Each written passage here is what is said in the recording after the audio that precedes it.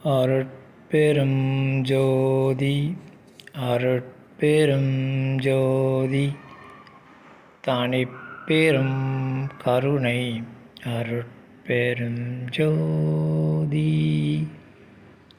இந்த பதிவில் கற்காலம் மற்றும் பொற்காலம் எனும் தலைப்பில் வேலூர் ஐயா எனும் அருட்திரு யோகானந்த சாமிகள் அருளிய விளக்கத்தை அறிவோம். தலைப்பு: கற்காலம் மற்றும் பொற்காலம். ஆதிவாசிகள் காடு, மலை, மலைகுகை, மண், மரப்பொந்து, கல் இடுக்கு, மண் பொந்து, மரக்கூண்டு இவைகளில் தங்கி தோல், இலை, மரப்பட்டை இவற்றை ஆடைகளாக அணிந்து கொண்டு காய், கனி, தழை, இறைச்சி இவற்றை உண்டு ஐயறிவு உயிர்களின் நிலையில் சிறிது மாறுபட்டு உண்பதும் உறங்குவதுமாய் வாழ்ந்தார்கள். மாயையின் பிள்ளைகளாய் காலப்போக்கில் மாறுபட்டான்.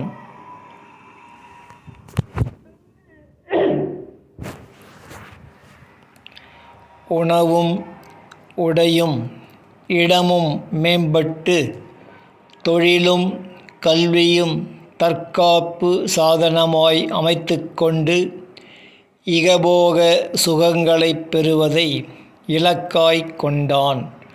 இறை ஒளியை சிறிது கண்டான். நெறிமுறை வகுத்தான். துன்பம் களைய முற்பட்டான். முயன்றான், களைந்தான். பிறர்க்கும் மற்ற உயிர்வாழ் இனங்களுக்கும் துன்பம் தருவதால் அச்செயல் தன்னை பற்றும் என்றும், உயிர்களுக்கு உதவினால் இன்பம் தரும் என்றும் கண்டான்.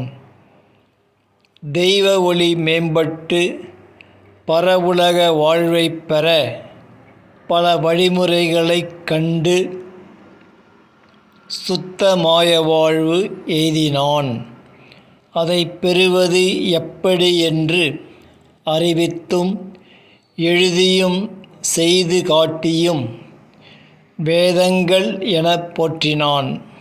அப்படியும் நித்திய சுகம் இன்மையால் திகட்டவே மாய வாழ்வு அகற்ற வழி கண்டு நான் எனதை இருகூறாக்கி முன்னதை மாமாயை என்றும் பின்னதை அறிவு என்றும் அதுவே உயிர் என்றும் பிரம்மம் என்றும் வெளி என்றும் மௌனம் என்றும் அடங்கினான்.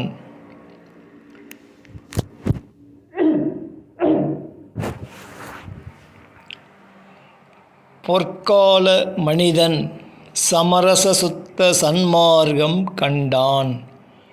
அறிவை ஒழுக்கமாக்கி இரக்கத்தை உயிராக்கி அன்பை உறவாக்கி தனிப்பெரும் கருணையெனும் அருளை பெற்று ஈவது அல்லால் ஏற்காது அருள்ஜோதி நடம் செய்து உயிருக்கெல்லாம் அருள்நடம் செய்து காட்டியது பொற்காலம் என அறியச் செய்து காலம் கடந்து நித்தியமாய் அருட்பெரும் ஜோதி நடம் ஆடிடுவோம்.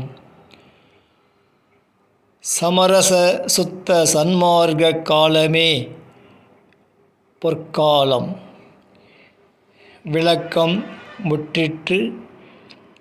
இருப்பினும் ஒரு சில வார்த்தைகள் மட்டும்.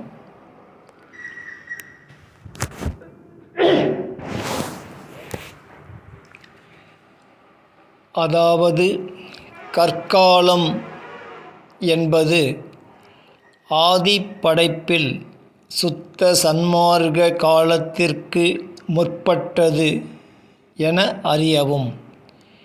ஏனெனில் இது கர்த்தர்களின் ஆட்சியில் மாயப் படைப்பு ஆகையினால் இந்த கருணையிலா ஆட்சியில் எல்லா உயிர்களும் இன்புற்று வாழ முடியவில்லை என்பதை நாம் அனைவரும் இதுகாலம் அறிகின்றோம்.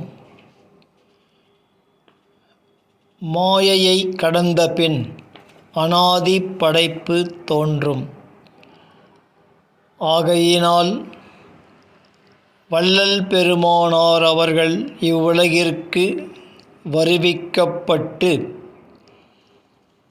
அவர் வாயிலாக சுத்த சன்மார்க்கம் அருளப்பட்டது. வள்ளல் பெருமானார் அவர்கள் சுத்த சன்மார்க்க காலம் துவங்கியுள்ளது என்றும், ஆனால் சிறிது காலம் தடைபடும் எனவும் அருளினார்கள். சுத்த சன்மார்க்க காலம் விளங்குங்கால் எல்லா உயிர்களும் இன்புற்று வாழும். எப்படி எனில், அக்காலம் சுத்த சன்மார்க்கத்திற்கு உரிய தகுதி பெற்ற பக்குவ உயிர்களுக்கு மட்டுமே பிறவி வாய்க்கப் பெறும். அதனால் ஓர் உயிர் இன்னொரு உயிருக்கு துன்பம் செய்யாது. அக்காலம் எல்லாம் வல்ல அருட்பெரும் ஜோதி ஆண்டவர் சத்திய ஞான சபையில் எல்லாம் வல்ல சித்தராய் அமர்ந்து அளவு கடந்த நெடுங்காலம் அருளாட்சி புரிவார். அக்காலமே பொற்காலம் என அறியவும். இத்துடன் இப்பதிவு முற்று பெறுகின்றது.